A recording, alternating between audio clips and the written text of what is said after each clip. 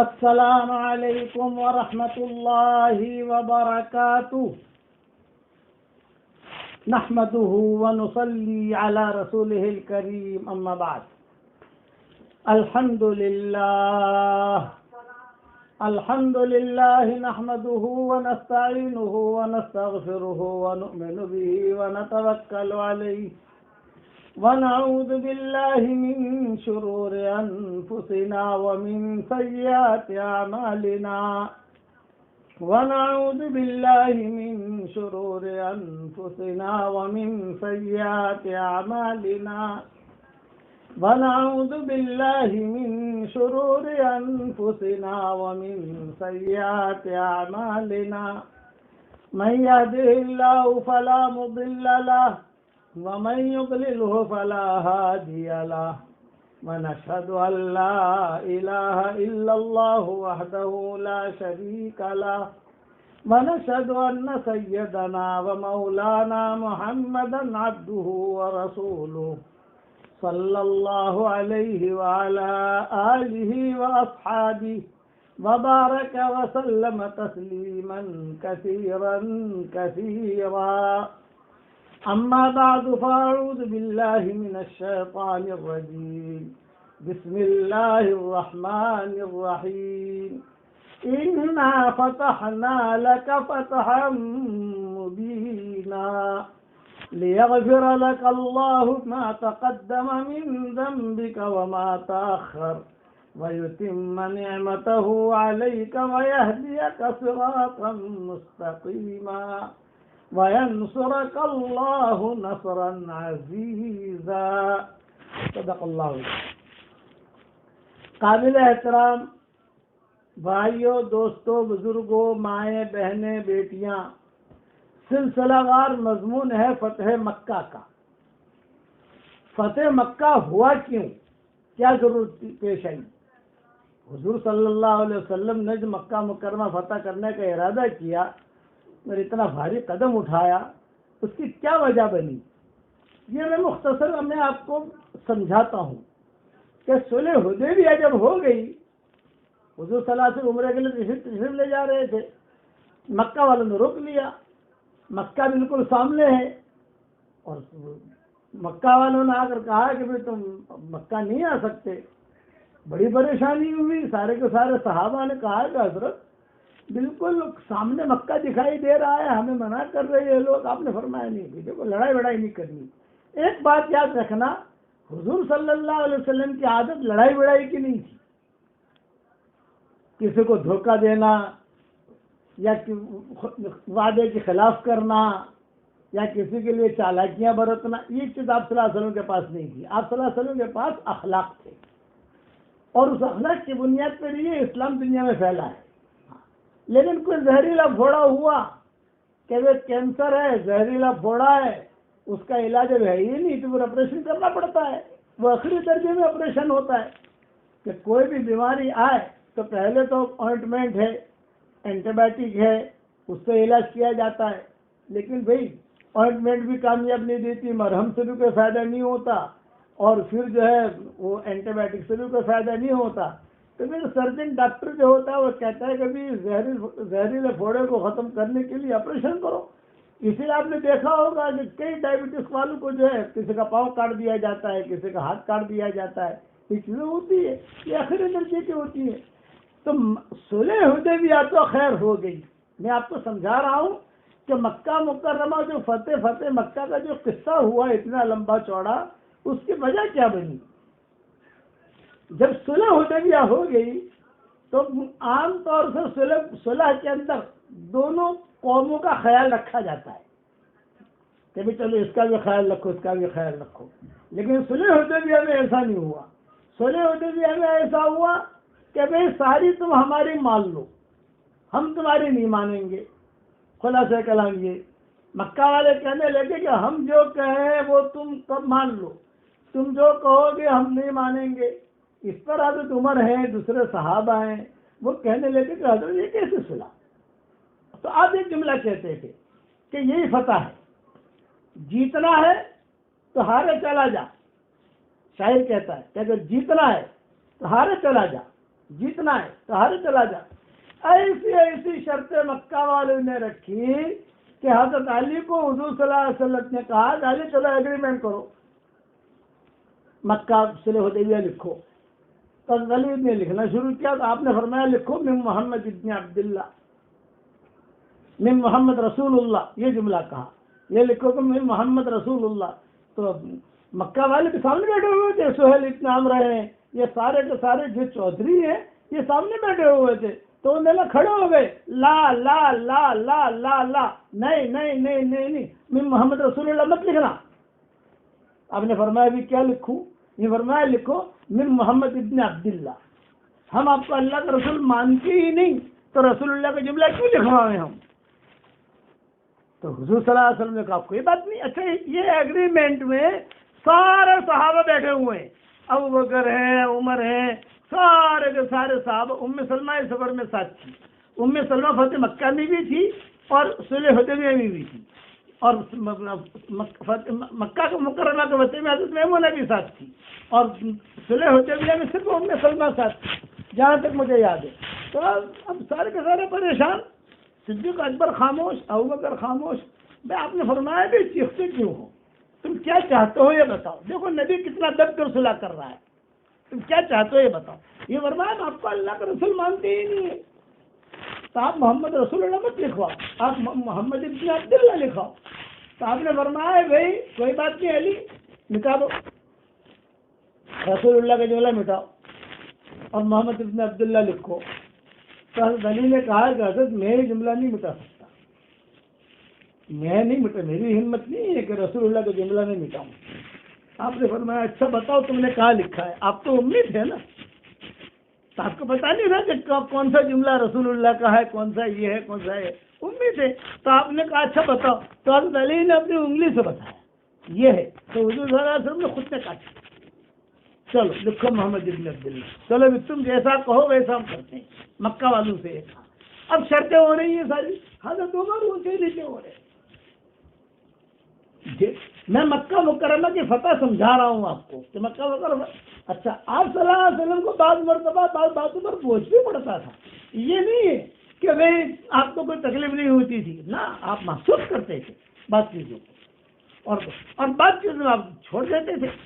ایک صحابی ہے عمیر ابن عجلان، صحیح بخاری میں روایت آتی ہے، یہ حضور صلی اللہ علیہ وسلم کے پاس آئے اور آ کر کہا کہ حضرت میں گھر میں داخل ہوا تو میری بیوی کے ساتھ ایک آدمی زنا کر رہا تھا،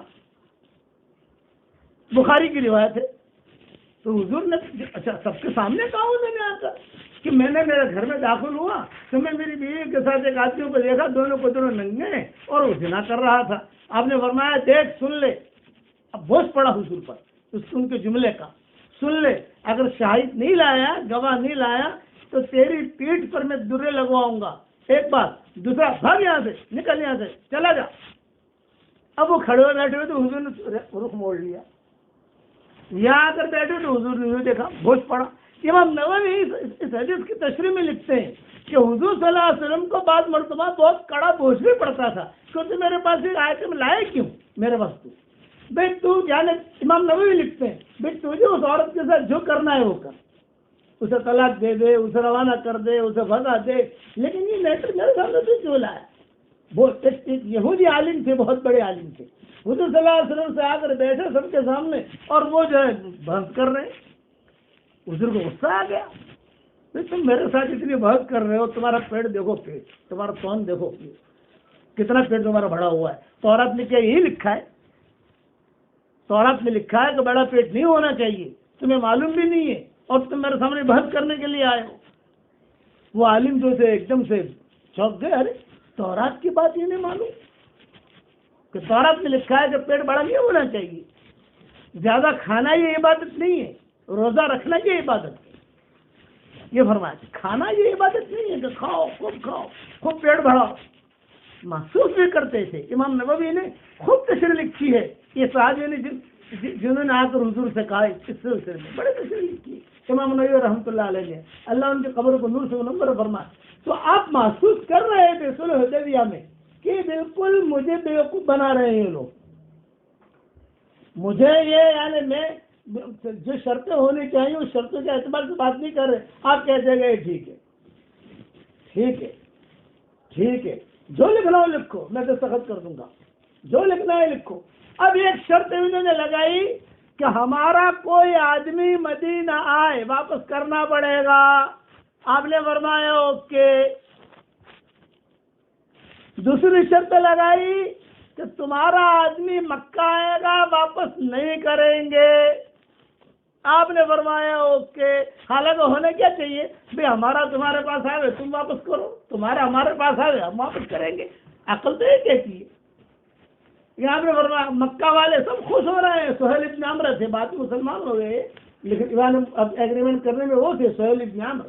اور وہ تو کہا حضرت لکھو کہ مکہ والا، مکہ کا کوئی آدمی اگر مدینہ آئے گا تو آپ کو واپس کرنا پڑے گا. آپ نے فرمایا لکھو ٹھیک ہے ہم واپس کر دیں گے. بھائی کئی صحابہ بیچارے مکہ سے آئے، حضور نے واپس کر دیا. بھائی ہمارے ہم نہیں رکھیں گے، ہمارا ایگریمنٹ ہوا ہے، ہم خلاف ورزی نہیں کرنے والے. اور اگر جو ہے تمہارا کوئی آدمی یار مکہ کا آدمی آئے گا واپس کریں گے، مدینہ کا آدمی جائے گا واپس نہیں کریں گے. آپ نے کئی مدینہ کچھ لوگ صحابی چلے گئے اپنے رشتہ داروں سے ملنے کے لیے، انہوں نے پکڑ لیا وہاں. یہ قصے ہوئے، آپ برداشت کرتے گئے. اس میں بھی ایک قصہ یہ ہوا کہ کچھ عورتیں مکہ سے چل کر آ گئی مدینہ منورہ. مسلمان عورتیں تھی، یہ مکہ والے بھاگے بھاگے آئے. اس میں حضرت عمر کی بیوی بھی تھی، ان کی شادی ہے حضرت عمر کی. ان کی ایک کتاب لگا ان کی عمر، حضرت عمر کی کچھ بیویاں وہاں رہ گئی تھی، کچھ یہاں تھی، یعنی ایک یہاں تھی، دو یہاں تھی، دو وہاں تھی. یہ مسئلہ تھا ان کا. اسی طریقے سے کسی اور صحابی کی تھی جو اب وہ فوراً جو ہے مکہ والے بھاگے بھاگے آئے. ہمارا ایگریمنٹ ہوا تھا مکہ کا ہمارا کوئی آدمی مدینہ آئے گا واپس بھیجنا پڑے گا. اب وہ عورتیں بیچاری آئی اور عورتوں نے کہا کہ حضرت ہم تو ایمان بچانے کے لیے آئی ہیں یہاں پر. آپ نے فرمایا نہیں ہم تو واپس بھیجیں گے تم کو، جاؤ. اتنے میں جبریل آئے اور جبریل علیہ السلام نے کہا حضرت ایگریمنٹ پڑھی ہے. ایگریمنٹ میں مردوں کا تذکرہ ہے، عورتوں کا تذکرہ نہیں ہے. آپ نے فرمایا ہاں عورتوں کا تذکرہ نہیں ہے، ابھی عورتوں کو بچے. یہ قصے ہوئے. اب اس میں ایک قصہ ایک اور ہوا کہ مکہ والوں کے ساتھ یہ ایگریمنٹ ہوا تھا فلاں قبیلے تمہارے ساتھ دیں گے، یعنی آپ اختیار دے دیا عرب کے قبیلوں کو. قبیلوں نے اعلان کر دیا بھئی ہم محمد کا ساتھ دیں گے صلی اللہ علیہ وسلم. اور بعض لوگوں نے کہا کہ ہم مکہ والوں کے ساتھ دے دیں گے. چلو بات ختم ہوگی، دونوں کا ایک دوسرے کا ساتھ. کبھی یہ ہمارے گروپ میں، یہ تمہارے گروپ میں. اتفاق. اب یہ جب فتح مکہ کی جو بنیاد آ رہی ہے، اتفاق ایسا ہوا کہ مکہ والوں نے یہ ایگریمنٹ توڑ دیا. اور جو مسلمانوں سے جن کا ایگریمنٹ تھا، جو مسلمان کا جو ساتھ دے رہے تھے، ان لوگوں کو بہت مارا مکہ میں. اتنا مارا کہ حرم شریف میں مارا، بچوں کو قتل کیا. اور وہ جو چودھری تھا مکہ کا، اس نے اعلان کر دیا ارے جو کرنا ہے کر لو یار، دیکھیں گے محمد کو بعد میں، ہم مار دیں ان لوگوں کو. یہاں حضور صلی اللہ علیہ وسلم کو کچھ پتہ نہیں مدینہ میں یہ ہوا ہے. وہ لوگ جو حضور کے حلیف تھے، یعنی جن کو حضور کے ساتھ ایگریمنٹ تھا، وہ آئے، ان کا بھی ہمارا ساتھ یہ معاملہ ہوا، ہم تو مظلوم ہیں، ہمارے ساتھ تو یہ ہوا. یعنی مکہ والوں نے ایگریمنٹ توڑا، حضور صلی اللہ علیہ وسلم نے ایگریمنٹ نہیں توڑا. خلاصہ کلام. اب مکہ والوں کو پتہ چل گیا کہ ہم نے ایگریمنٹ توڑا ہے، تو ظاہری بات ہے کہ حضور صلی اللہ علیہ وسلم اس کا بدلہ لیں گے، خاموش نہیں بیٹھیں گے. آپ صلی اللہ علیہ وسلم کچھ نہ کچھ ترتیب کریں گے. اب حضور صلی اللہ علیہ وسلم نے سارے قبیلوں کو مدینہ میں جمع کیا.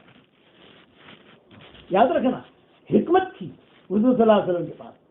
سب کو جمع کیا اور سب کو جمع کر کے کہا کہ دیکھو بھی انہوں نے ایگریمنٹ توڑا ہے، ہم نے نہیں توڑا.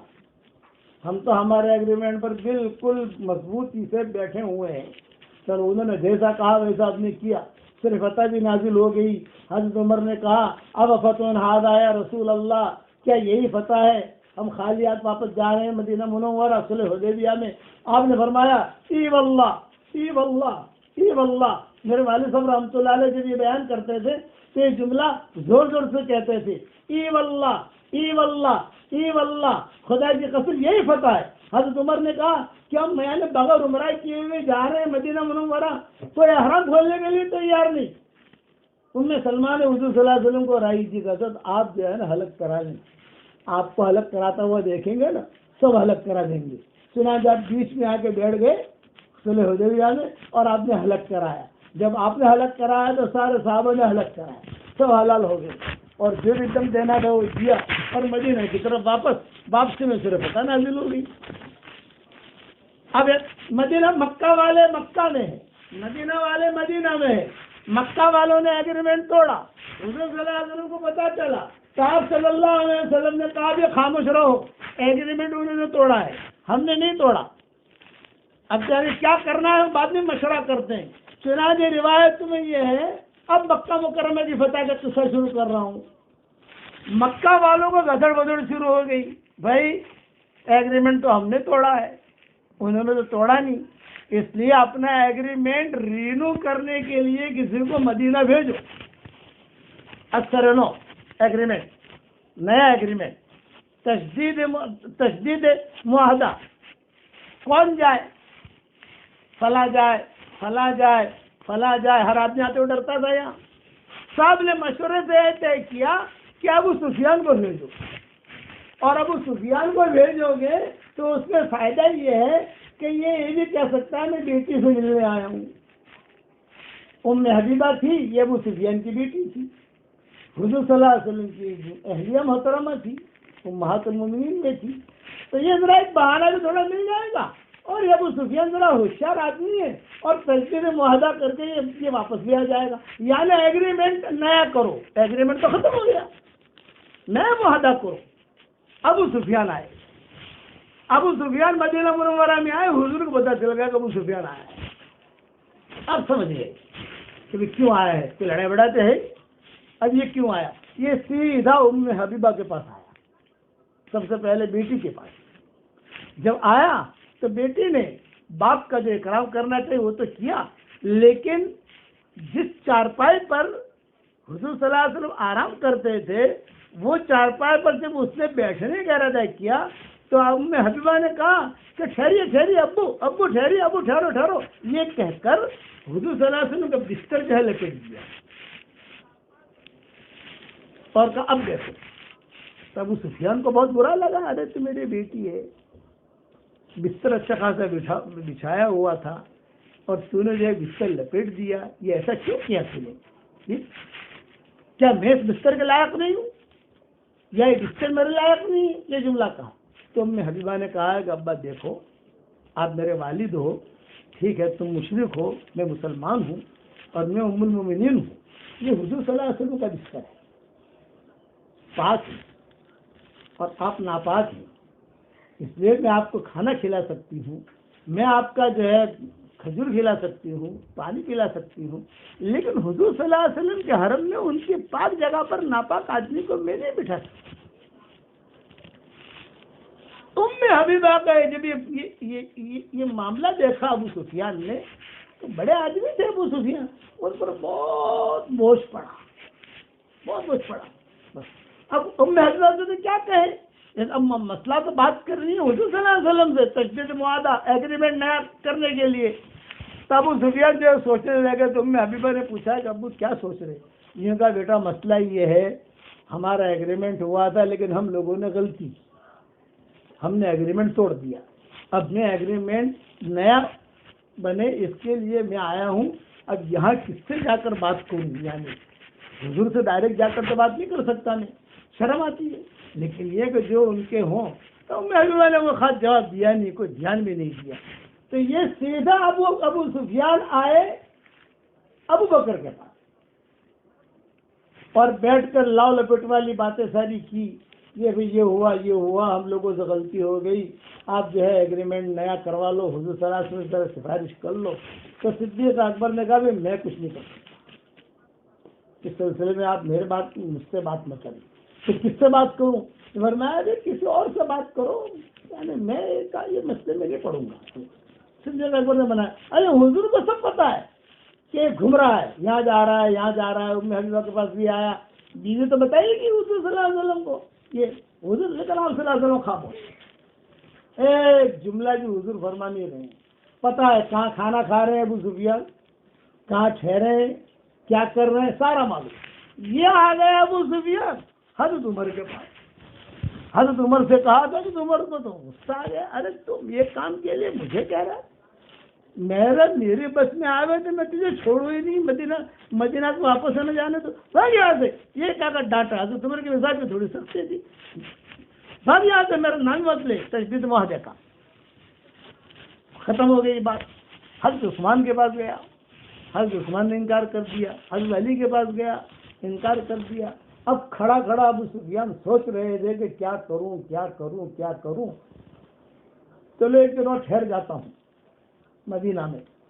پھر کسی نے کہا دیکھ حضور صلی اللہ علیہ وسلم کو منانا ہے تو ایک دو ترتیبیں بتاتا ہوں، وہ یہ کہ فاطمہ کو ہموار کرو، بیٹی ہے، بیٹی اگر تمہاری موافقت میں کوئی بات کہے گی تو حضور مان لیں گے۔ ارے ہاں یہ ٹھیک ہے۔ اب جو ہے اچھا یہ فاطمہ علی حسن یہ سارے کے سارے گھر میں کب ہوتے ہیں؟ فلاں وقت میں ہوتے ہیں۔ چنانچہ ابو سفیان جو ہے وہ اپنا جو بھی گھوڑا یا جو بھی خچر وہ انتظار میں تھا کہ بھی کسی طریقے سے بھی یہ لوگ ہوں تو میں چلا جاؤں۔ چنانچہ حضرت فاطمہ، حضرت علی، حضرت حسن یہ بیٹھے ہوئے تھے، اتنے میں ابو سفیان آ گیا۔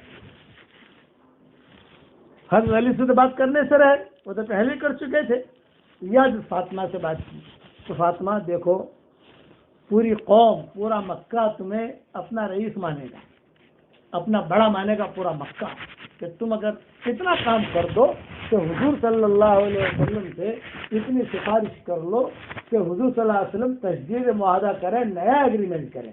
پرانا ایگریمنٹ تو ہم نے توڑ دیا تو ہمارا قصور ہے، لیکن یہ کہ نیا ایگریمنٹ کریں۔ تو حضرت فاطمہ نے کہا کہ ابو سفیان یہ کام مجھ سے نہیں ہونے۔ ابو سفیان نے کہا تو آپ صرف ایک کام کرو، چلو آپ مت کرو، یہ حسن بیٹھا ہے نا، حسن حسن چھوٹے تھے، حسن سے خالی کہہ دو کہ وہ جا کر سفارش کر دے تو حسن پورے عرب کا بڑا بن جائے گا، سب اس کو چودھری مانیں گے۔ حضرت حسن چھوٹے تھے، حضور کا جب انتقال ہوا تو ان کی عمر 7 سال کی تھی، لیکن وہ بیٹھے ہوئے کھیل رہے تھے۔ حضرت حسن اس کو آپ خالی کہہ دو، وہ جا کر خالی ایک جملہ کہہ دیتا، ابا جان اگر مان لیں گے نا تو پورے عرب کا چودھری بن جائے گا۔ حضرت علی نے کہا بھاگ یہاں سے، بیٹھے ہوئے تھے حضرت علی غصے میں، یہ تو کیوں بیٹے کی بات کر رہا، کوئی فاطمہ سے بات کر رہا، کوئی بات کر رہا، سارا مدینہ تیرا مخالف ہے، یہاں یہ بات ہی مت کر، تجھے بات کرنی ہے ڈائریکٹ حضور سے جا کر کر۔ اب یہ مایوس ہو گیا ابو سفیان، حضور صلی اللہ علیہ وسلم نے ایک بات بھی نہیں سنی۔ جب سب جگہ سے مایوسی ہو گئی، یہ ابو سفیان مکہ مکرمہ پہنچے۔ جب مکہ مکرمہ پہنچے تو مکہ والوں نے گھیر لیا، ارے بھائی کیا خوشخبری لایا، قصور تھا نا، جس آدمی کا قصور ہوتا ہے نا وہ آدمی جو ہے سب پٹا تو وہ تھے کہ مکہ والوں کا قصور تھا، ایگریمنٹ توڑا تھا، تو مکہ والوں نے گھیر لیا۔ تو ابو سفیان نے کہا بھائی بیٹی نے بھی میرا اکرام نہیں کیا، بیٹی نے بھی ساتھ نہیں دیا، کسی نے نہیں دیا، اور کچھ بھی نہیں ہوا، خالی ہاتھ گیا تھا خالی ہاتھ آیا ہوں۔ تو مکہ والوں نے اس کو ڈانٹنا شروع کیا، ستیاناش ہو تیرا، تو نے تو ہمارا کچھ کام نہیں کیا، یہ کیا وہ کیا۔ ابو سفیان نے کہا بھائی میں کچھ نہیں کر سکتا، بات ختم ہو گئی۔ یہاں حضور صلی اللہ علیہ وسلم نے سب صحابہ کو جمع کر کے کہا کہ دیکھو ہمیں جانا ہے مکہ مکرمہ، لیکن کسی سے یہ نہ کہا جائے کہ ہم مکہ جا رہے ہیں۔ بس حضور صلی اللہ علیہ وسلم کی عادت شریفہ تھی، جب نکلتے تھے تو اپنا رخ کسی کو بتاتے نہیں تھے۔ جحفہ ایک مقام ہے، جحفہ، وہاں جا کر آپ وہ رخ مکہ کا تھا، وہاں جا کر حضور نے اعلان کیا۔ حضرت ام سلمہ، حضرت میمونہ، ان سے بھی کہا کہ دیکھو جانا تو ہمیں وہاں، لیکن یہ کہ تمہاری زبان سے کسی کی یہ نہ، اس لیے مکہ والوں کو پتہ چلے گا کہ اتنا بڑا قافلہ، او ہو اتنا بڑا قافلہ 10,000 کا، یہ پوائنٹ ذہن میں رکھنا، 10 رمضان کو نکلے ہیں، 10,000 نکلے ہیں، بدھ کے دن عصر کے بعد نکلے ہیں، 10,000 نکلے ہیں، 10 رمضان کو نکلے ہیں، بدھ کے دن عصر کے بعد نکلے ہیں، اور 20 رمضان کو مکہ مکرمہ پہنچ گئے ہیں۔ جمعہ کا دن تھا جب مکہ مکرمہ پہنچے یہ لوگ، وہ جمعہ کا دن تھا، بدھ کے دن 10 دن کا گویا سفر ہوا حضور صلی اللہ علیہ وسلم کا۔ حضور اکرم صلی اللہ علیہ وسلم روانہ ہوئے، اور روانہ ہوتے ہی آپ صلی اللہ علیہ وسلم نے جو ہے سب صحابہ سے کہہ دیا کہ کسی سے بھی کوئی بات کرنی نہیں ہے، ہم جو ہے چلیں مکہ مکرمہ کی طرف، اور اعلان عام کر دیا کہ مسلمان تیاری کر کے پہلی رمضان تک مدینہ منورہ پہنچ جائے، کوئی اپنے گھروں میں نہ رہے۔ جب تیاری مکمل ہو گئی تو حضور صلی اللہ علیہ وسلم رمضان المبارک کے شروع میں 10,000 صحابہ کو لے کر بعد نماز عصر مدینہ منورہ سے روانہ ہو گئے۔ 10,000 صحابہ، 10 رمضان، بدھ کا دن، اور اس طریقے سے بخاری شریف کی روایت ہے مدینہ منورہ سے روانہ ہو۔ آپ صلی اللہ علیہ وسلم نے صحابہ کو سختی سے منع کیا، ایک جملہ کہا کہ فتح مکہ جا رہے تھے، آپ نے ایک سختی سے منع کیا، اور یہ کہا کہ کسی سے یہ نہ کہا جائے کہ ہم فلاں جگہ جا رہے ہیں۔ اس کی وجہ یہ تھی کہ اگر قریش کو معلوم ہوا تو وہ بھی ہمارے مقابلے کی تیاری کریں گے۔ ابھی تو اتنا ہے کہ انہوں نے ایگریمنٹ توڑا ہے، بس اس کے علاوہ کے بعد ہے نہیں، وہ بھی تیاری کریں گے، اور طرفین میں جنگ سے حرم پاک کی جو حرمتی ہوئی، یہ آپ نے اعلان کیا۔ اچھا، جب مدینہ منورہ سے روانہ ہوئے اور سارے کے سارے صحابہ جمع ہو گئے تو 10 رمضان المبارک بدھ کا دن عصر کے بعد 10,000 توحید کے متوالے شمع رسالت سارے کے سارے صحابہ کی معیت میں مدینہ منورہ سے مکہ مکرمہ کے لیے روانہ ہوئے۔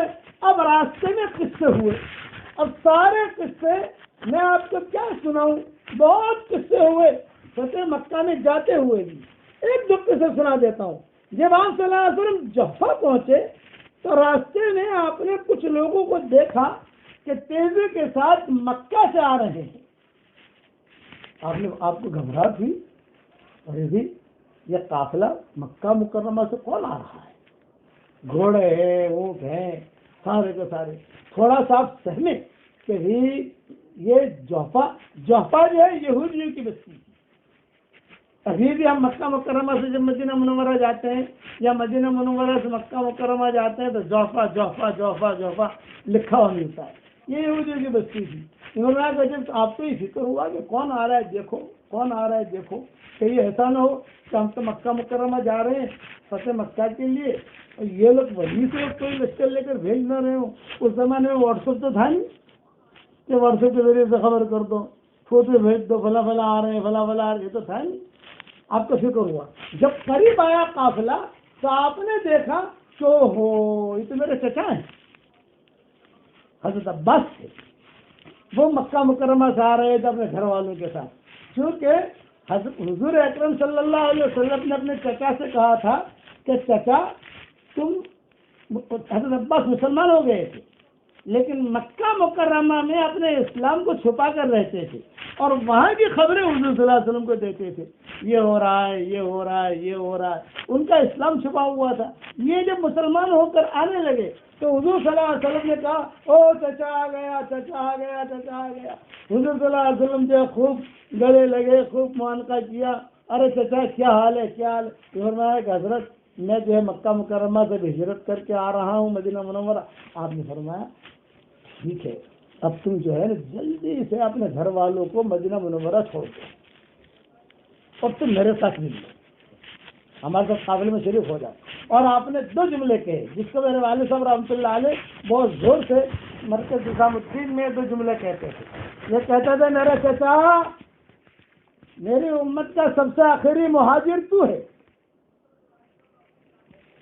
اور اس امت کا سب سے آخری نبی میں ہوں، میرے بعد کوئی نبی نہیں، تیرے بعد ہجرت نہیں۔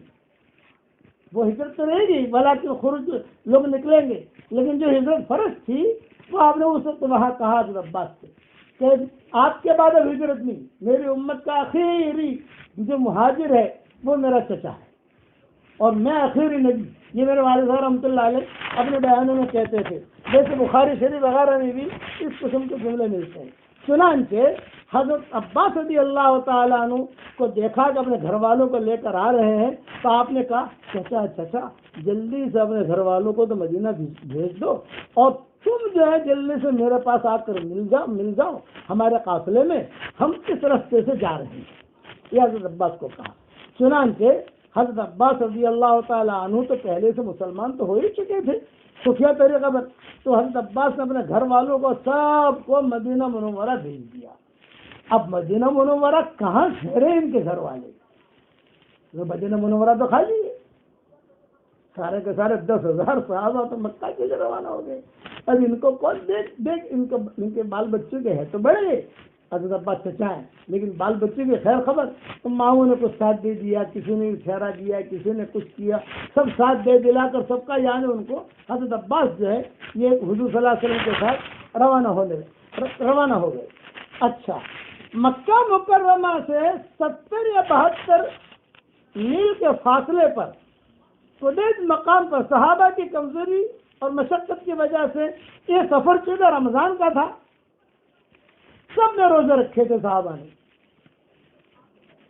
کئی دنوں تک، یعنی لیکن حضور نے دیکھا کہ مکہ مکرمہ جا رہے ہیں، سفر بھی ہے، وہاں جا کے پتہ نہیں غزوہ ہوگا کیا ہوگا، اور یہ روزہ، تو آپ صلی اللہ علیہ وسلم نے سب کو جمع کیا اور جمع کر کے کہا کہ بھائی دیکھو کمزور ہو جاؤ گے تو وہاں جا کر کام کیا کرو گے تم، جب کمزور ہو جاؤ گے تو وہاں جا کام کر، آپ نے روزے توڑ گئے، سب کو کہا یہ مکہ مکرمہ، یعنی چونکہ آپ کا یہ سفر 10 رمضان مبارک کو شروع ہوا تھا، اس وجہ سے آپ صلی اللہ علیہ وسلم بھی اور صحابہ کرام بھی سفر میں روزے سے ہوتے تھے۔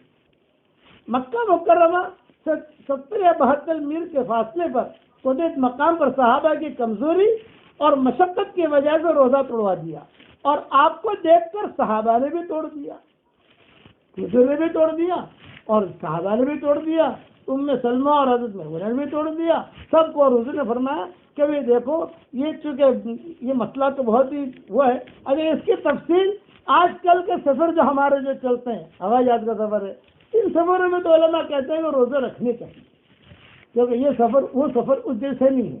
لیکن ایک پوائنٹ میں آپ کو بتا دوں کہ یہ جو سفر آپ کا شروع ہوا تھا یہ جنوری میں شروع ہوا تھا، تو مدینہ منورہ میں ٹھنڈی بہت ہوتی ہے، تو مدینہ منورہ کے بارڈر تک تو 1-2 دن 4 دن تو روزہ بھاری لگانی، ٹھنڈی تھی، ٹھنڈے کے دن بھی چھوٹے ہوتے، ٹھنڈی بھی تھی، ٹھنڈی ٹھنڈی ہوائیں چلتی تھی، کبھی کبھی ٹھنڈی بارش بھی ہو جاتی تھی، تو مزہ ہے، چلو روزہ بھی ہے ٹھنڈک بھی ہے۔ لیکن جب مکہ کے قریب پہنچے تو وہاں تو گرمی ہے، وہاں تو ٹھنڈی اتنی ہے نہیں، تو حضور صلی اللہ علیہ وسلم نے کہا کہ بھائی دیکھو یہ تو وہاں تو خیر نب گئی، مکہ مدینہ سے قریب کی جو فضا تھی وہ تو نب گئی، ٹھنڈے جنوری کا مہینہ تھا، یہ یاد رکھنا کہ جنوری کے مہینے میں مکہ مکرمہ فتح ہوا ہے، یہ پوائنٹ ذہن میں رکھنا، اور عربی مہینے کا اعتبار سے رمضان کا مہینہ۔ تو حضور صلی اللہ علیہ وسلم نے کہا کہ نہیں جی یہ جو ہے آپ لوگ یہاں روزہ توڑ، چنانچہ مولانا ادریس کاندھلوی رحمۃ اللہ علیہ نے اس پر بہت بحث کی ہے، اور یہ کہا ہے کہ آج کل کے ہمارے سفر جو ہے اس میں تو آدمی کو روزہ رکھنا ہی بہتر ہے، روزہ توڑنا نہیں چاہیے، وَأَن تَصُومُوا خَيْرٌ لَكُمْ، روزہ رکھو تمہارے لیے اچھا ہے، کیونکہ رمضان کے مہینے کی بہاریں کہاں ملے گی، فرشتوں کا آنا، جنت کا کھلنا، جہنم کا دروازہ بند ہونا، جنت کے دروازے کھلنا، فرشتوں کا آنا، اللہ تعالیٰ کا ہر وقت اعلان کرنا، یہ دوسرے دنوں میں کہاں ملے گا، یہ تو رمضان میں ہوتا ہے، یہ خصوصیت تو حضور صلی اللہ علیہ وسلم کی سنت کی ہے رمضان کے اعتبار سے۔ چنانچہ اب جو ہے قریب میں مر زہران پر قیام ہوا حضور صلی اللہ علیہ وسلم کا، حضرت عباس بھی دوڑے دوڑے آ کر مل لیے۔ مکہ والوں کو کسی نے کہا کہ مسلمان بہت بڑی بھاری تعداد میں نکلے ہیں مدینہ منورہ سے، تحقیق کرو کہاں جا رہے ہیں، یہ تحقیق کرو کہ یہ لوگ کہاں جا رہے ہیں۔ چنانچہ کتابوں میں لکھا ہے اب تحقیق کون کرے، تو انہوں نے کہا ابو سفیان کو بھیجو۔ ابو سفیان نے کہا یار پہلے بھی تم لوگوں نے مجھے بھیجا ہوا مدینہ اور اب بھی مجھے بھیج رہے ہو، مجھے نہیں ابو سفیان آپ بڑے ہیں، آپ یہ، اس لیے ابو سفیان بڑے بھی تھے، احد میں بھی بے ایمانوں کی طرف سے آئے تھے، بدر میں بھی بے ایمانوں کی طرف سے آئے تھے، اور سب جگہ پر یہی آگے آگے رہتے تھے. خندق میں بھی ایمانوں کی طرف سے آئے تھے, یہی چودھری شمار ہوتے تھے ابو سفیان. چنانچہ صاحب نے مل کر جو ہے کہا کہ ابو سفیان کو بھیجے.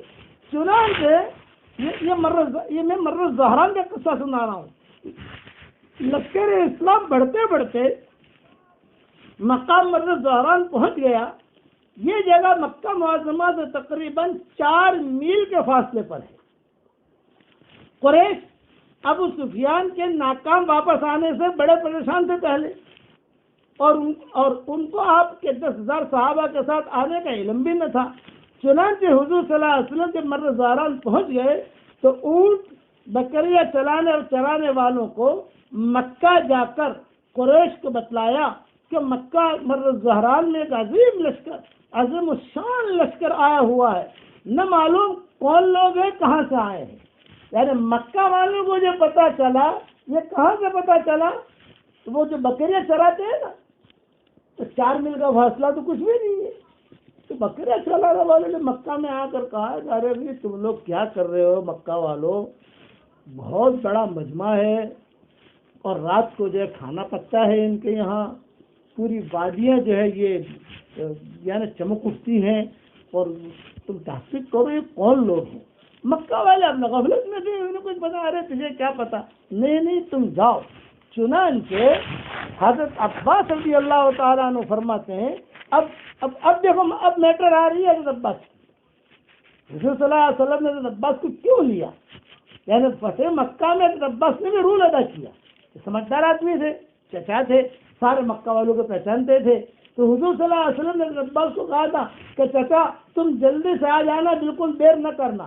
اگر تم دیر کرو گے تو مجھے تشویش رہے گی, اور مکہ مکرمہ میں اپنے گھر والوں کو چھوڑ دینا, ان کا ٹینشن نہ لینا, تم مدینہ منورہ میں چھوڑ دو ان کو. اب یہ سن کر ابو سفیان کی تفتیش کے لیے روانگی اور گرفتاری. مکہ سے ابو سفیان نکلا, ان کا تحقیق کرو کیا ہے. چنانچہ یہاں آ کر دیکھا تو ابو سفیان اس کے ساتھ بدیل ابن ورقہ, حکیم ابن حزام, یہ خدیجہ رضی اللہ تعالیٰ عنہ کے بھتیجے, حقیقت بھتیجے تھے. حکیم ابن حزام بڑے مالدار آدمی تھے, بعد میں مسلمان ہو گئے.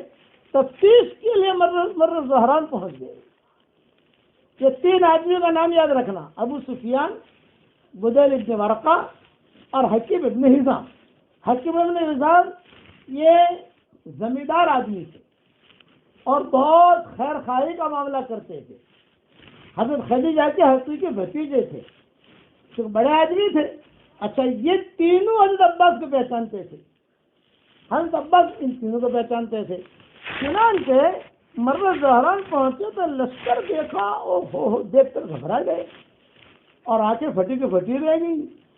حضور صلی اللہ علیہ وسلم کے حکم کے مطابق 1000 مجاہدین کو علیحدہ 10 جگہ ٹھہرایا تھا حضور نے. 10,000 تھے نا, تو 10,000 میں حضور نے 1,000 کی جوڑیاں بنا دی. 1,000 یہ وادی میں, 1,000 وہ وادی میں, 1,000 وہ وادی میں. سب سے آگے کی جو وادی تھی مکہ میں داخل ہونے والی, وہ حضرت خالد ابن ولید کو حضور نے ٹھہرایا تھا سب کا امیر بنا کر. اور حضور نے کہا تھا کہ سب سے پہلے مکہ میں جو داخل ہوگا وہ خالد ابن ولید کا لشکر داخل ہوگا. اور خالد ابن ولید سے کہا تھا, یعنی 1,000 آدمی دے دیے تھے ان کو کہ تم 1,000 کے ذمہ دار ہو, سب سے پہلے تم جانا اور دیکھو کیا ہوتا ہے وہاں پر. لڑائی بڑائی تو کرنی نہیں ہے, نبی لڑائی کرنے کے لیے نہیں آتا, نبی اخلاق برتنے کے لیے آتا ہے, اخلاق دکھاتا ہے.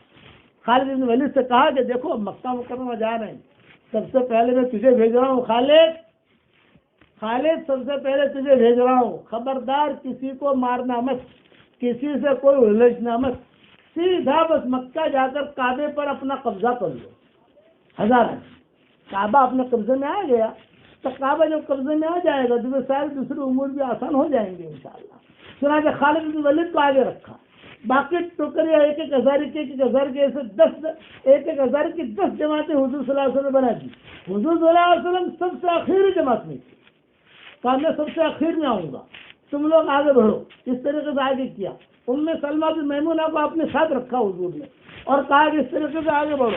ابو سفیان, بدیل ابن ورقہ, حکیم ابن حزام یہ جب آئے انہوں نے دیکھا، آگے دیکھی اور سارے وادی میں کھانے دیکھے تو بڑے پریشان ہوئے کہ او ہو یہ کیا ہوا۔ حضور صلی اللہ علیہ وسلم نے دیکھ بھال کے لیے چوکیدار بٹھا دیے تھے، 10,000 آدمی، 1,000 پر 1 امیر، اور سب کی ذمہ داری کے لیے بھی جب تحقیق کرو کوئی دوسرا آدمی نہ آئے، ہمارے قافلے میں تو باہر کا آدمی تو نہیں آ رہا۔ یہ ابو سفیان معلوم کرتا پھر رہا تھا کہ یہ کون لوگ ہیں، یہ کون لوگ ہیں، یہ کون لوگ ہیں۔ تو پہرے دار کے پاس پہنچ گیا، پہرے دار کو پتا چلا کہ ابو سفیان ہی آیا ہے۔ تو 2-4 پہرے داروں نے مل کر ان لوگوں کو گرفتار کر لیا، ابو سفیان کو گرفتار کر لیا۔ حضرت عباس کو پتا چلا ابو سفیان کو گرفتار کیا ہے، تب حضرت عباس اور ام سلمہ نے حضور صلی اللہ علیہ وسلم سے کہا کہ حضرت ایسا لگتا ہے ابو سفیان آیا ہے اور پکڑا گیا ہے، یہ لگتا ہے۔ آپ نے فرمایا ٹھیک ہے، جب ہمارے سامنے بات آئے گی تو فوراً ام سلمہ نے سفارش کی ابو سفیان کہ حضرت قریشی ہے، ہمارا خاندان کا آدمی ہے، اس کے ساتھ کوئی زیادتی نہ کی جائے وغیرہ وغیرہ۔ آپ نے فرمایا پہلے معاملہ تو میرے پاس آئے۔ حضرت عباس کو پتا چلا ابو سفیان آیا ہے، بڑا آدمی ہے، تو ابو سفیان نے حضرت عباس سے ملاقات کی، پھر انہوں نے مجھے پکڑ لیا پہرے داروں نے، میں تو پکڑا گیا یہاں آیا تھا دیکھنے کے لیے۔ تو حضرت عباس نے کہا کہ دیکھ بھائی، تو آیا تھا یہاں چیک کرنے کے لیے، پکڑا گیا ہے، عزت تیری اسی میں ہے کہ تو مسلمان ہو جائے، اس کے علاوہ تو بھی جائے گا، تیری بیوی ہندے بھی جائے گی، دیکھ کتنا بڑا لشکر ہے۔ حضور صلی اللہ علیہ وسلم کو یہ باتیں پہنچ رہی تھی خیمے میں، اتنے میں حضرت عباس جو ہے ابو سفیان کو لے کر آ گئے۔ ام سلمہ بھی تھی، حضرت میمونہ بھی تھی، خیمے میں بیٹھے ہوئے تھے، لے کر آ گئے۔ تو حضور نے منہ موڑ لیا، ابو سفیان یوں آئے تو حضور نے منہ موڑ لیا، ابو سفیان سامنے آئے تو حضور نے منہ موڑ لیا۔ تو ام سلمہ نے صرف پیچھے سے سفارش کی، حضرت اس کو جو ہے آپ چھوڑ دیں، پکڑا گیا ہے، یعنی جاسوس کرنے آئے تھے، جاسوس کو پکڑ لیا، خلاصے کلام یہ، تو آپ اس کو چھوڑ دیں، یہ کریں۔ تو حضور صلی اللہ علیہ وسلم نے 2-4 جملے کہے، یہ کہا کہ ابھی اس نے بہت تکلیف دی ہے، احد میں، بدر میں، خندق میں، مکی زندگی میں، سب۔ تو حضور نے حضرت عباس نے درخواست کی کہ حضرت کچھ بھی ہے اپنے خاندان کا ہے۔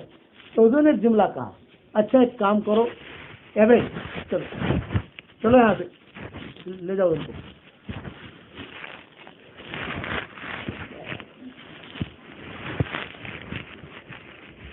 تو حضور صلی اللہ علیہ وسلم نے ایک جملہ کہا حضرت عباس سے، اور یوں کہا کہ دیکھو ابھی تو میں ٹینشن میں ہوں، اس کے بارے میں کیا کروں، تو اپنے خیمے میں لے جاؤ، اپنے خیمے میں لے جا کر صبح آنا، اتنا جملہ کہہ دیا۔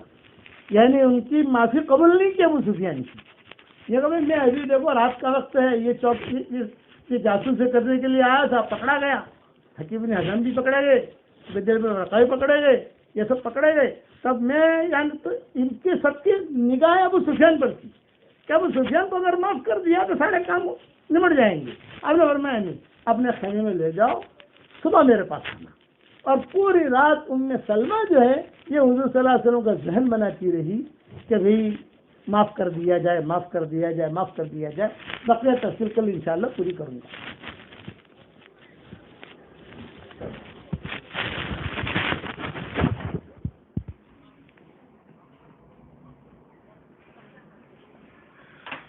بسم اللہ الرحمن الرحیم۔ ہمارے سامنے نماز سے متعلق کچھ اہم مسائل چل رہے تھے۔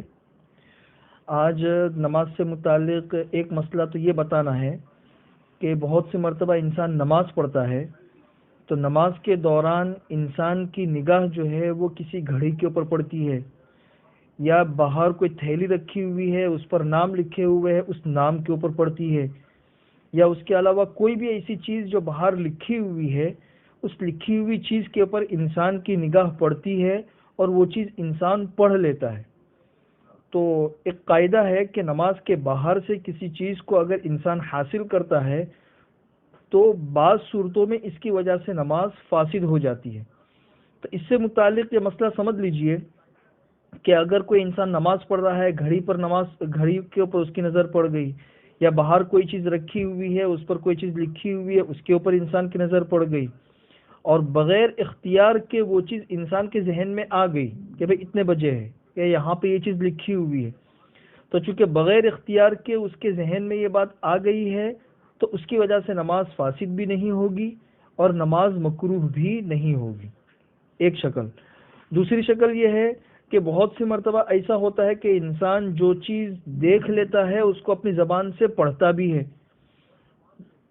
تو اگر اس نے بے دھیانی میں اپنے زبان سے اس چیز کا تلفظ کر دیا کہ بھئی یہ چیز لکھی ہوئی ہے یا اتنے بجے ہے، تو چونکہ تلفظ کی صورت میں نماز ہر حال میں فاسد ہو جاتی ہے، چاہے اس کی زبان سے نکلنے والا لفظ انسان نے اپنے ارادے اور قصد سے پڑھا ہو یا بغیر قصد کے پڑھا ہو، ہر صورت میں نماز فاسد ہو جاتی ہے. تو اس صورت میں نماز فاسد ہو جائے گی. اس کی تیسری شکل یہ ہے کہ انسان نے اپنے اختیار سے نماز کے باہر کسی چیز کو دیکھا، نماز کے دوران کسی گھڑی کے اوپر یا کسی بھی چیز کے اوپر نظر پڑی اپنے اختیار سے، تو چونکہ اپنے اختیار سے یہ نظر ڈالی ہے تو اس کی وجہ سے نماز مکروہ ہوگی لیکن فاسد نہیں ہوگی، اس لیے کہ اس چیز کا تلفظ اس نے اپنی زبان سے نہیں کیا ہے. تو اس کے 3 درجے ہیں. ایک صورت میں نماز مکروہ بھی نہیں ہوگی، فاسد بھی نہیں ہوگی، ایک صورت میں نماز مکروہ ہوگی، فاسد نہیں ہوگی، اور ایک صورت کے اندر انسان کی نماز صرف مکروہ ہوگی، فاسد نہیں ہوگی. یہ 3 شکلیں ہیں اس میں. دوسرا مسئلہ یہ ہے کہ زوال کا وقت، لوگ پوچھتے ہیں کہ بھئی زوال کا وقت کتنی دیر تک رہتا ہے. یہ مسئلہ اچھی طریقے سے سمجھ لو کہ زوال جو ہے یہ عام طور پر لوگ سمجھتے ہیں جب سورج آسمان کے بالکل بیچ میں ہوتا ہے، تو اس کو فقہ کی اصطلاح میں زوال نہیں کہتے، اس کو استوا کہتے ہیں، استوائے شمس، اور لوگ اسی کو زوال سمجھتے ہیں. حالانکہ زوال کہا جاتا ہے جب سورج مغرب کی طرف ڈھل جائے تو اس وقت کو زوال کہتے ہیں. تو استوا جو ہے یہ مشکل سے 2 یا 3 منٹ کا ہوتا ہے، اور احتیاطاً اس سے پہلے 5 منٹ اور اس کے بعد 5 منٹ ملا لیے جائے تو اس طریقے سے یہ 13 منٹ ہوتے ہیں. یہ 13 منٹ اصل مکروہ ہے. اس وقت میں نماز پڑھنا، سجدہ تلاوت کرنا یہ مکروہ تحریمی ہے. البتہ اس وقت میں اگر کسی شخص نے ذکر کیا، قرآن کریم کی تلاوت کی تو اس کے اندر کوئی حرج نہیں ہے. تو یہ استوائے شمس اور جسے عام لوگ زوال کہتے ہیں یہ صرف 13 منٹ ہوتے ہیں، 13 منٹ سے زیادہ نہیں ہوتے. زوال سے پہلے ایک چیز ہوتی ہے زحوہ کبریٰ. یہ زوال سے تقریباً پونا گھنٹہ پہلے ہوتی ہے، جس زحوہ کبریٰ سے پہلے تک روزے کی نیت کرنا ضروری ہوتا ہے. تیسرا مسئلہ یہ ہے کہ عورتیں جب نماز پڑھتی ہے تو عورتوں کے لیے نماز کے اندر صرف 3 چیزیں کھلی رہنا چاہیے. عورت کا چہرہ ہے، اور اسی طریقے سے ہتھیلی ہے، اور اسی طریقے سے قدم ہے. یہ 3 چیزیں اگر نماز کی حالت میں کھلی رہے گی تو کوئی حرج نہیں ہے. اس کے علاوہ پورا جسم ڈھکا ہوا رہنا چاہیے. پورے جسم کا کسی بھی عضو کا 1/4 حصہ 3 مرتبہ سبحان اللہ کہنے کے بقدر اگر کھل جائے گا یا کھلا رہے گا تو نماز فاسد ہو جائے گی. اس کا خیال رکھیں. بہت سی مرتبہ ایسا ہوتا ہے کہ آستین ہوتی ہے وہ اوپر ہو جاتی ہے، یا اسی طریقے سے بعض عورتوں کی بال بہت لمبے ہوتے ہیں تو سجدے کے اندر جانے کے وقت میں بالوں کا اچھا خاصا حصہ کھل جاتا ہے. تو کسی بھی عضو کا 1/4 حصہ 3 مرتبہ سبحان اللہ کہنے کے بقدر اگر کھلا رہے گا تو نماز فاسد ہو جائے گی. اسی کے ساتھ میں نماز کا ایک مسئلہ یہ بھی دھیان میں رکھے، یہ مسئلہ نماز کا بھی ہے اور روزے کا بھی ہے، کہ جو انسان نماز پڑھنے پر قادر ہے، روزہ رکھنے پر قادر ہے، تو اس کے لیے روزہ رکھنا بھی اپنے وقت پر ضروری ہے، نماز پڑھنا بھی اپنے وقت پر ضروری ہے. بعض لوگ یہ سمجھتے ہیں کہ بھئی نماز نہیں پڑھ رہے تو اس کی جگہ پہ فدیہ دے دو، روزہ نہیں رکھ رہے ہیں اس کی جگہ پہ فدیہ دے دو. تو فدیہ کافی نہیں ہے. اگر نماز نہیں پڑھی، روزہ نہیں رکھا، تو پھر اس کا دوسرا آپشن یہ ہے کہ قضا کر لے. قضا کرنے کی بھی سکت نہیں ہے. بعض لوگ ایسے بیمار ہوتے ہیں کہ روزہ رکھنے کی بھی سکت نہیں ہے, نماز پڑھنے کی بھی سکت نہیں ہے, نہ ادا نہ قضا. تو پھر وہ لوگ اگر فدیہ دے دیا تو یہ فدیہ بھی کافی اس وقت ہوگا جبکہ موت سے پہلے پہلے تک نماز اور روزہ رکھنے کی طاقت پیدا نہیں ہوئی, تو یہ فدیہ معتبر ہوگا. فدیہ اگر دے دیا اور موت سے پہلے پہلے نماز اور روزہ رکھنے کی طاقت واپس آ گئی تو پھر وہ فدیہ جو ہے نا وہ صدقہ ہو جائے گا. اب نماز اور روزے کی قضا کرنا ضروری ہوگا. اسی کے ساتھ میں چونکہ نماز سے ملتا جلتا یہ مسئلہ ہے, لوگ یہ بھی پوچھتے ہیں کہ انسان جو ہے اذان ہوئی اور اذان کے وقت میں انسان فوراً استنجا خانے میں چلا جاتا ہے, بھئی استنجا وغیرہ سے فارغ ہو کر, وضو وغیرہ سے فارغ ہو کر نماز کی تیاری کرے. تو یہ بات دھیان میں رکھے کہ اذان کا اصل ادب یہ ہے کہ اذان سنے اور اذان کا جواب دے. اس ادب کا اتنا لحاظ ہے کہ کتابوں میں لکھا ہوا ہے کہ اگر کوئی شخص قرآن پڑھ رہا ہے تو قرآن کو بھی روک دے اور پہلے اذان سنے اور اذان کا جواب دے. تو جب قرآن جیسی چیز بھی روک دینے کا حکم ہے ادب کی وجہ سے, تو دنیاوی کام روک دینے بھی چاہیے. ظاہر سی بات ہے, دنیا کا کوئی بھی ایسا کام کر رہا ہے تو اذان کا ادب یہ ہے کہ سنے اور اس کا جواب دے. اس لیے بہتر یہ ہے کہ اگر کوئی انسان اذان ہو رہی ہو تو اذان کے وقت میں استنجا خانے کے اندر نہ جائے. یہ اذان کے ادب کے تقاضے کے خلاف ہے. ہاں اگر کسی شخص کو بہت شدید تقاضا ہے تو چلے جانے میں کوئی حرج نہیں ہے, لیکن اس کا خیال رہے کہ چاروں طرف کی اذانیں بند ہو جائے, اس کے بعد انسان استنجا خانے میں جائے. نماز سے متعلق آخری مسئلہ آپ لوگوں کو بتا دوں کہ استنجا کرنے میں انسان پیشاب کرتا ہے تو بالکل باریک باریک قطرے عام طور پر انسان کے جسم اور کپڑے کے اوپر لگ جاتے ہیں. تو چونکہ ان قطروں سے, ان باریک چھینٹوں سے بچنا چونکہ مشکل ہوتا ہے, اس کی وجہ سے بدن ناپاک نہیں ہوتا ہے, کپڑے بھی ناپاک نہیں ہوتے ہیں. اسی حالت میں اگر کسی شخص نے نماز پڑھ لی تو اس کی نماز ہو جائے گی, اس لیے کہ ان چھینٹوں سے بچنا انسان کے لیے ممکن نہیں ہوتا ہے. یہ نماز سے متعلق 6 مسائل تھے, یہ آپ لوگوں کے سامنے بتا دیے. آئندہ کل انشاءاللہ اس سے متعلق مزید مسائل آپ لوگوں کے سامنے آ جائیں گے.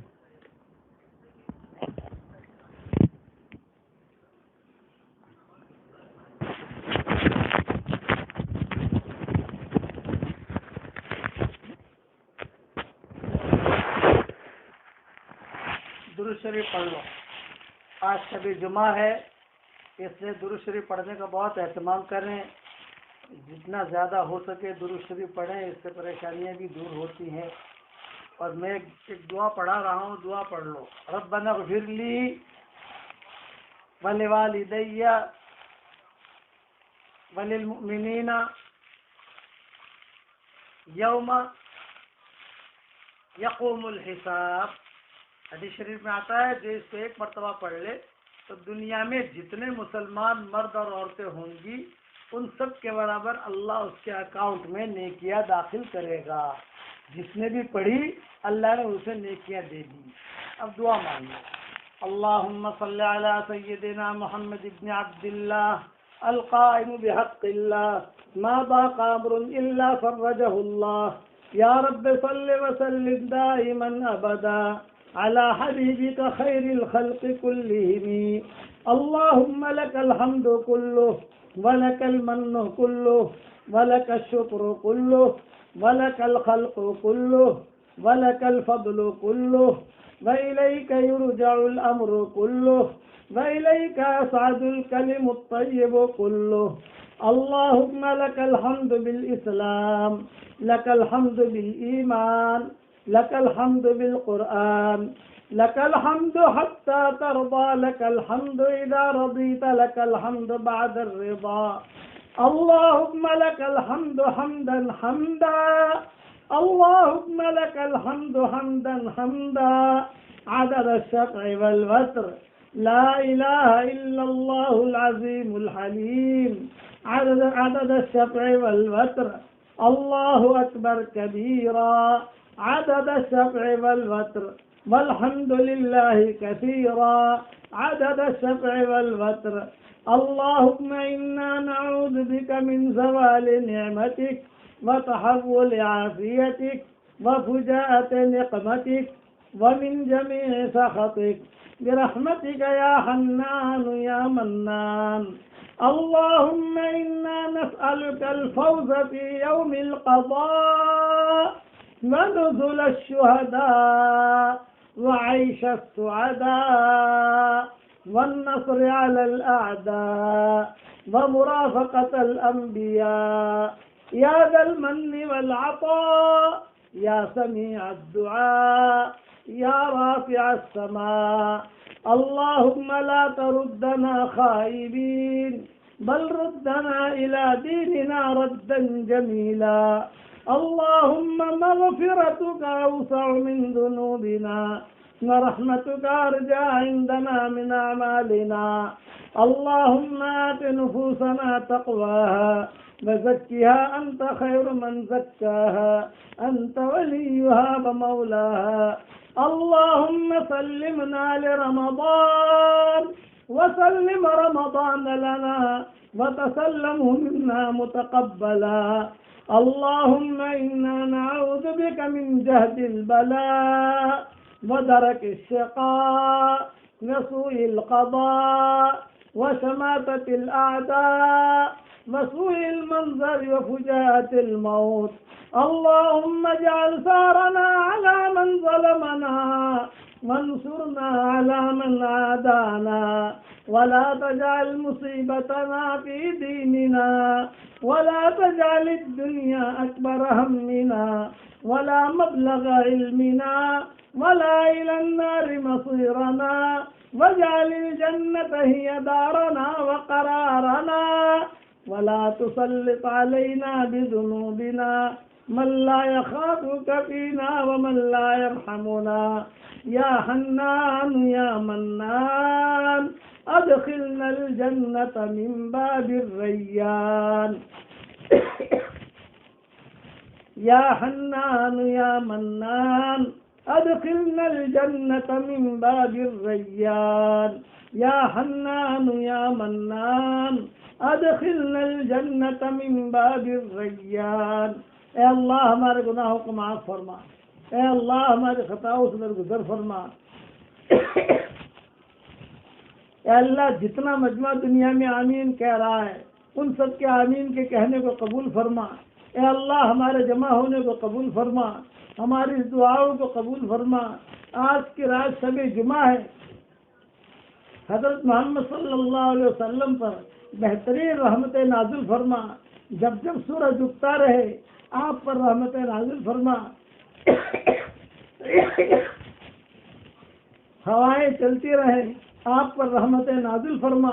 اے اللہ جب تک سمندروں میں پانی باقی رہے آپ پر رحمت نازل فرما. جب تک زمینیں دانہ اگاتی رہیں آپ پر رحمت نازل فرما. جب تک ہوائیں چلتی رہیں آپ پر رحمت نازل فرما. جب تک جنت اور جہنم باقی رہے آپ پر رحمت نازل فرما اور تیری شان رحمت نازل فرما. اے اللہ تیرے نبی نے ہم سب کے لیے بہت قربانیاں دی ہیں، ان قربانیوں کے بعد یہ مکہ مکرمہ فتح ہوا ہے، ان قربانیوں کے بعد یہ اسلام دنیا میں پھیلا ہے. اے اللہ آج مسلمان پریشان ہیں، اے اللہ تو مسلمانوں کی پوری حفاظت فرما. اللہم انصر دینک و کتابک، اللہم انصر دینک و کتابک، اللہم انصر دینک و کتابک، اللہم انصر دینک و کتابک. اے اللہ تیرے دین کی مدد فرما اور تیرے قرآن کی مدد فرما. اے اللہ حضرت محمد صلی اللہ علیہ وسلم پر بہترین رحمت نازل فرما. یہ رمضان المبارک کا مہینہ آپ نے دیا ہے، اے اللہ آپ کا شکر ہے، ہمیں اس کی قدر کرنے کی توفیق عطا فرما. ہماری زندگی کا یہ آخری رمضان نہ ہو بلکہ بار بار ہمیں یہ مہینہ مل رہا ہو تو اس کی غیر سے صورت شکلیں پیدا فرما. اے اللہ سمندروں کے وزن کے برابر تیرے نبی پر رحمت نازل فرما، پہاڑوں کے وزنوں کے برابر تیرے نبی پر رحمت نازل فرما. جتنے فرشتے ہیں ان کی تعداد کے برابر تیرے نبی پر رحمت نازل فرما. دنیا میں جتنے ذرات ہیں ان کے عدد کے برابر تیرے نبی پر رحمت نازل فرما. اور جتنی زمینیں ہیں ان کو زمینیں بھر کر تیرے نبی پر رحمت نازل فرما. جتنی جنتیں ہیں وہ جنتیں بھر کر تیرے نبی پر رحمت نازل فرما.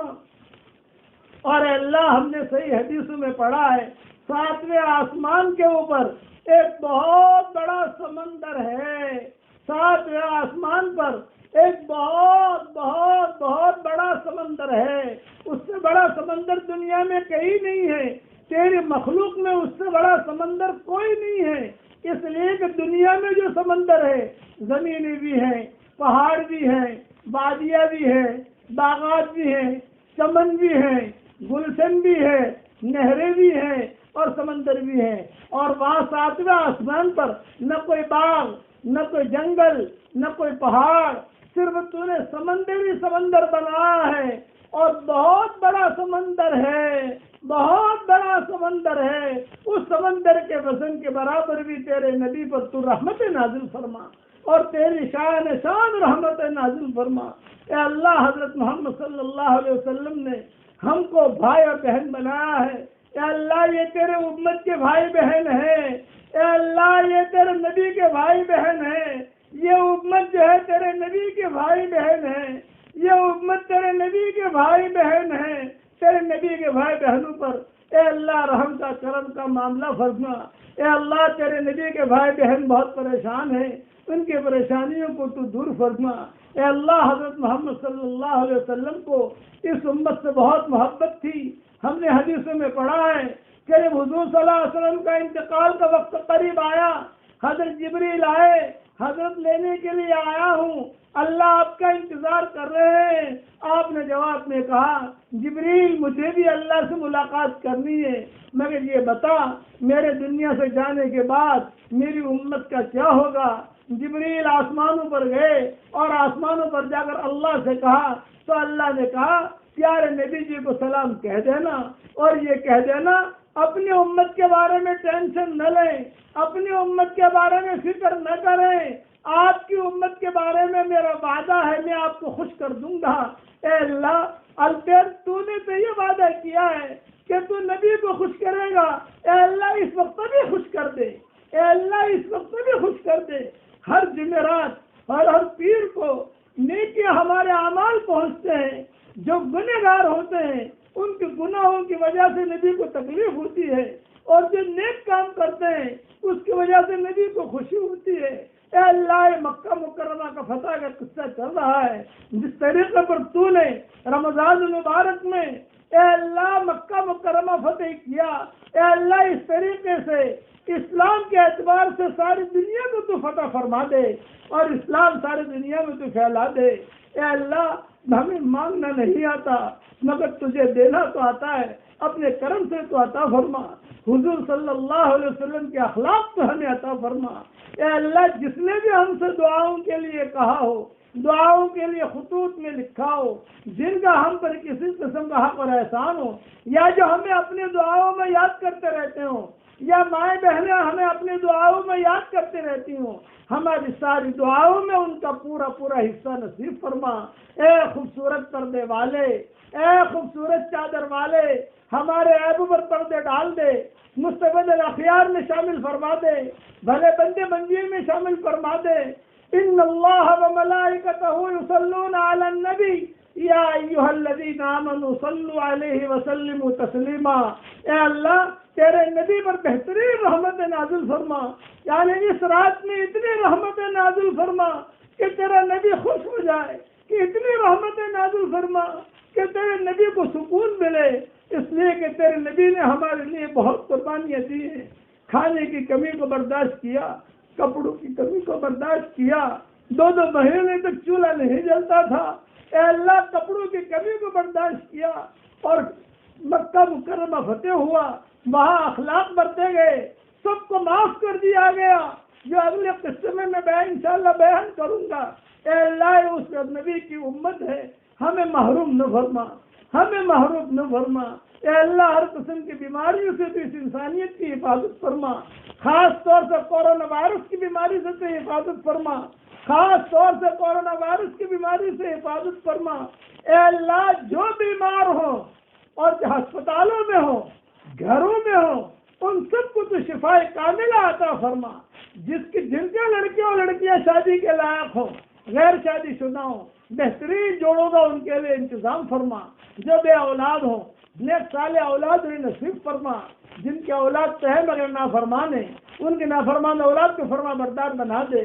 اے اللہ، اگر آپ نے ہمارا نام سعید اور نیک بختوں میں لکھا ہو تو ہمارا نام انہیں میں لکھے رکھیو، اور اگر آپ نے ہمارا نام شقی اور بدبختوں میں لکھا ہو تو ہمارا نام ان کی فہرست سے مٹا دینا، اور نیک لوگوں کے فہرست میں ہمارا نام لکھ لینا۔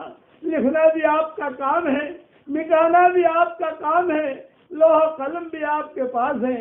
اے وہ پاک ذات، ہماری آنکھیں تجھے نہیں دیکھ سکتی، اے پہاڑوں کے وزنوں کو جاننے والے، اے سمندروں کے پیمانوں کو جاننے والے، اے کبے کے بچے کو اس کے گھونسلے میں روزی پہنچانے والے، اے ٹوٹی ہوئی ہڈیوں کو جوڑنے والے، اے دلوں کے خیالات کو پڑھنے والے، اے ہماری سوچوں کو ریکارڈ کرنے والے، تو بہت بڑی قدرت والا ہے۔ جہاں جہاں آمین کہی جا رہی ہے اور جب بھی کہی جائے، ان کی اور ہماری اجتماعی اور انفرادی پریشانیوں کو دور فرما دے۔ اے اللہ، اس وقت میں جتنے قارون اور جتنے فرعون اور جتنے شداد اور جتنے ابو لہب اور جتنے ابو جہل اس امت کو پریشان کر رہے ہیں، اگر ہدایت ان کے مقدر میں ہو تو حضرت عمر کی طرح انہیں ہدایت دے دے، خالد ابن ولید کی طرح انہیں ہدایت دے دے، صفوان ابن امیہ کی طرح انہیں ہدایت دے دے، ابو سفیان اور حکیم ابن حزام کی طرح انہیں ہدایت دے دے، اور اگر ہدایت مقدر میں نہ ہو تو ایسو سے اپنی زمین کو پاک فرما دے۔ اے اللہ، قارون کو فرعون سے ٹکرا دے، اور ابو جہل کو حامان سے ٹکرا دے، اور شداد کو نمرود سے ٹکرا دے، اور اے اللہ اندھیروں کو اندھیروں سے ٹکرا دے، اور اے اللہ اسلام کی روشنی کو دنیا میں عام اور تام فرما دے۔ اے اللہ، حضرت محمد صلی اللہ علیہ وسلم نے ان راتوں میں جتنی خیر کلام کی دعائیں مانگی ہیں وہ ساری کی ساری ہم سب کے لیے مقدر فرما۔ جن شرور سے پناہ چاہیے ہو ان شرور سے تو ہماری حفاظت فرما۔ اے اللہ، یہ دعا میں مائیں بہنیں بیٹھی ہیں، ہمارے بھائی بیٹھے ہیں، دنیا کے سارے کونے میں بیٹھے ہیں، کوئی آسٹریلیا میں آمین کہہ رہا ہے، کوئی امریکہ میں آمین کہہ رہا ہے، کوئی عرب ملکوں میں آمین کہہ رہا ہے، کوئی قرب جوار میں آمین کہہ رہا ہے۔ ان سب کے آمین کے کہنے کو تو قبول فرما۔ افریقہ کے ممالک میں جو آمین کہی جا رہی ہے، دنیا کے ذرے ذرے میں جہاں جہاں آمین کہی جا رہی ہو، اس آمین کو تو قبول فرما۔ اے اللہ، ہم تجھ سے روزانہ 5 ایگریمنٹ کرتے ہیں۔ نمبر 1، اے اللہ، ہم کو تجھ سے بہت محبت ہے۔ نمبر 2، ہم کو تیرے نبی سے بہت محبت ہے۔ نمبر 3، ہم کو تیرے قرآن سے محبت ہے۔ نمبر 4، ہم کو تیرے دین سے بہت محبت ہے۔ نمبر 5، اے اللہ، تو ہم سب کو تیرے دین پر چلنے کی، اخلاص کے ساتھ عمل کرنے کی توفیق عطا فرما۔ جو مانگا وہ عطا فرما، مانگنے سے رہ گیا وہ عطا فرما، اور ہماری جھولیوں کو ہدایت سے بھر دے، ہدایت کی ہواؤں کو چلا دے۔ ہمارے برادران وطن کی ہدایت کے فیصلے فرما، ہمارے برادران وطن کی ہدایت کے فیصلے فرما۔ اے اللہ، جب تیری طرف سے ہدایت کی ہوائیں چلتی ہے، فتح مکہ کے موقع کے اوپر وہ لوگ کہ جن کے بارے میں سوچا بھی نہیں جاتا تھا کہ کبھی انہیں ہدایت ملے گی، جن کا نام تھا شیطان من شیاطین قریش، جن کا نام تھا شیطان من شیاطین مکہ، مکہ کے شیطانوں میں کے بڑے شیطان، قریش کے شیطانوں میں کے بڑے شیطان، اکرمہ ابن ابی جہل، صفوان ابن امیہ، ان کے لقب تھے کہ شیطان من شیاطین قریش، شیطان من شیاطین مکہ۔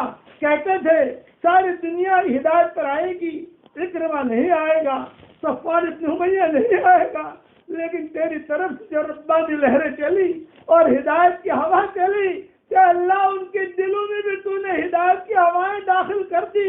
اے اللہ، وہی ہدایت کی ہوائیں تو اس وقت میں پھیلا دے اور لوگوں کے دلوں میں ڈال دے۔ کرنے والے آپ ہیں، کرنے والے آپ ہیں، آپ کی قدرت سے نکلی ہوئی کوئی چیز نہیں ہے، آپ کا چاہ لینا کافی ہے۔ اے اللہ، اقوام عالم کی ہدایت کے فیصلے فرما، اقوام عالم کی ہدایت کے فیصلے فرما، اقوام عالم کی ہدایت کے فیصلے فرما۔ اور اخیر میں خاص دعا کرتا ہوں، تیری مخلوق میں سے جو پریشان حال ہو ان سب کی پریشانیوں کو دور فرما، اور جس کی جو حاجت ہو عافیت کے ساتھ ان سب کی حاجتوں کا تو غیر سے تکفل فرما اور اپنے فضل و کرم سے ہماری دعاؤں کو قبول فرما. سبحان ربک رب العزت عما یصفون وسلام علی المرسلین والحمد للہ رب العالمین.